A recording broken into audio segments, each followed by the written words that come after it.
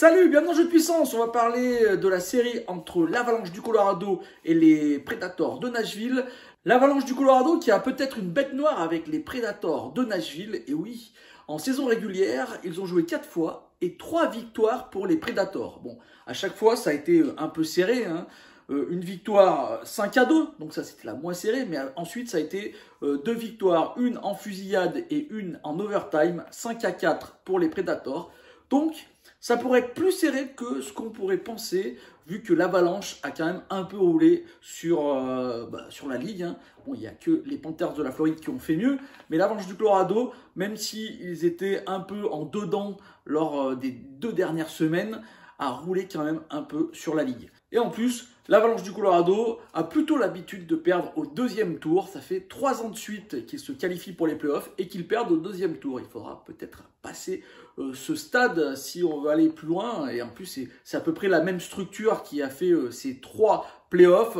Donc attention du côté de l'Avalanche, normalement on passe assez facilement le 1er tour. Surtout que de l'autre côté, du côté des Predators, on va parler tout de suite des gardiens, il y a le gardien star des Predators qui a fait une très très belle saison, c'est le Finlandais Juuse Saros qui a joué énormément de matchs et c'est peut-être pour ça qu'il est blessé. Et oui, il est blessé, on n'est pas sûr qu'il jouera, on croit d'ailleurs plutôt qu'il ne jouera pas et ça sera David Rittich qui prendra sa place normalement. Il a très peu joué cette saison.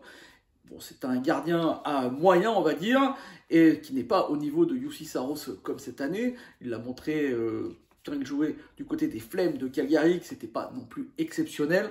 Donc David Rittich qui serait sûrement dans les cages, ce qui est vraiment là un gros point faible pour les Predators de Nashville. De l'autre côté, il y a Darcy Kuemper.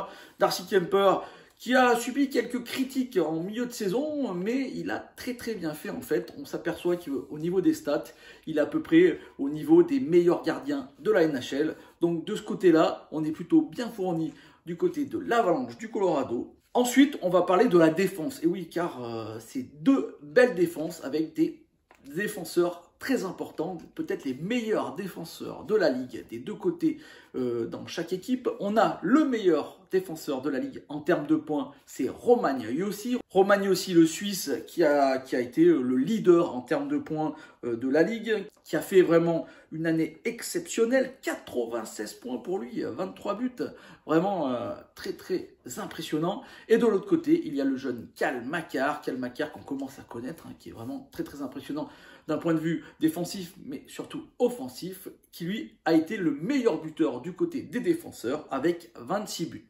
Il n'y a pas que des défenseurs qui marquent du côté de l'Avalanche, il y a aussi d'un point de vue offensif des très très bons joueurs. On pense bien sûr à Nathan MacKinnon, 69 points pour 50 matchs. Et oui, il a été un peu blessé cette saison, mais Landeskog, Rantanen, et aussi une très belle seconde ligne avec Kadri, Nassim Kadri qui a atteint des sommets cette saison, des records personnels avec 87 points. Il était entouré de Burakovsky et surtout de Nichushkin qui a très très bien fait. C'est un joueur assez polyvalent qui joue très bien en défense et très bien en attaque aussi. Attention à cette seconde ligne, elle va être très très importante pour l'Avalanche du Colorado. Je pense que c'est cette ligne qui va amener l'énergie pour aller loin si l'équipe de l'Avalanche veut aller plus loin que le 2e tour des playoffs. De l'autre côté, on a eu des buteurs qu'on attendait depuis quelques années et qui étaient en baisse de régime. Et là, cette saison, ils sont redevenus en forme. On pense bien sûr à Matt Duchene avec 43 buts, Philippe Forsberg, 42 buts.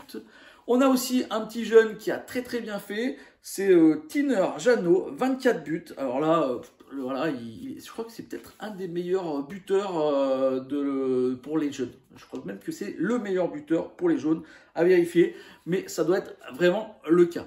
Donc, voilà, 2 offensives qui sont plutôt intéressantes, même si on va donner un petit plus à l'offensive du côté de l'Avalanche du Colorado. Et on passe donc aux prédictions. Les prédictions pour cette série. Attention aux Predators de Nashville. Alors voilà, il faudra voir si Juuse Saros peut revenir dans les cages.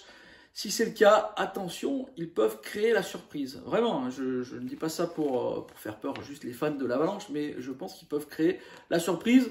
Mais en toute logique, l'Avalanche du Colorado devrait s'imposer. Mais ça ne sera pas si facile qu'on ne le croit. Je le vois bien en 7 matchs. Ouais, très bien. En 7 matchs, ça va être très très tendu pour l'Avalanche. Ils vont avoir la pression. Voilà, j'espère que cette petite vidéo vous a plu. Si c'est le cas, n'hésitez pas à me faire un petit like, un petit commentaire ou à la partager. Et moi, je vous dis à tout de suite pour la dernière série, l'analyse de la dernière série entre les Flames et les Stars de Dallas. Allez, ciao!